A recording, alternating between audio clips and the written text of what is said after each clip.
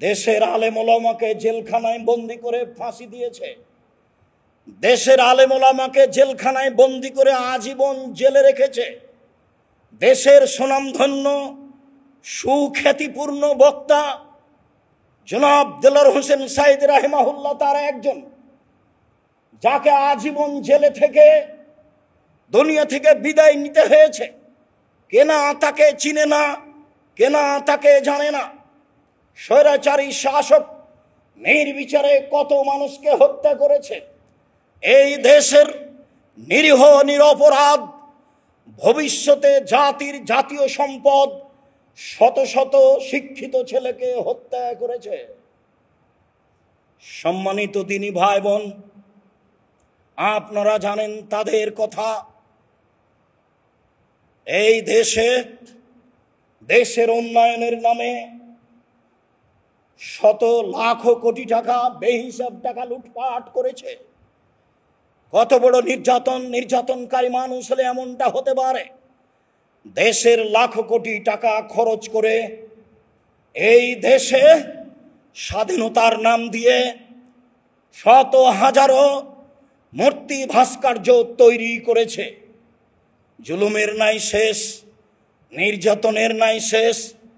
যা আপনারা অবগত আছেন, পৃথিবীর মানুষ জানে।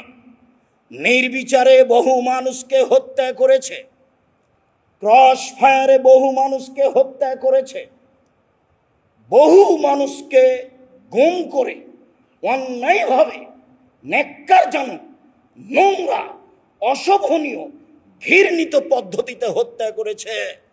সিলেটের বিত্তশালী সুনামধন্য এমপি ইলিয়াস তার অন্তর্ভুক্ত। সম্মানিত দিনী ভাই বোন, কত মানুষকে হত্যা করেছে। তোমার শক্তির কাছে আশ্রয় ভিক্ষা কামনা করে বলছি, তুমি সব কিছু করতে পারো। আমাদের যারা মারা গেছে তুমি তাদের কবরের শাস্তি মাফ করো। আমরা যারা অসুস্থ তুমি তাদের আরোগ্য দান করো। আমরা যারা বেঁচে আছি তুমি তাদেরকে তোমার রাসূলের পদ্ধতি অনুযায়ী চলার তৌফিক দান করো।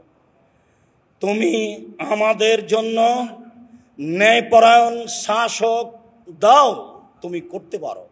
তুমি আমাদের দেশের নিরাপত্তা দাও, তুমি আমাদের দেশে শান্তি দাও। মানুষকে জুলুম অত্যাচার হতে, লুটতরাজ রাহাজানি হতে রক্ষা করো। তুমি সর্বশক্তিমান, তুমি সব কিছু করতে পারো। জুমার খুতবায় যা বললাম, তোমার কথা, তোমার রাসূলের কথা বললাম।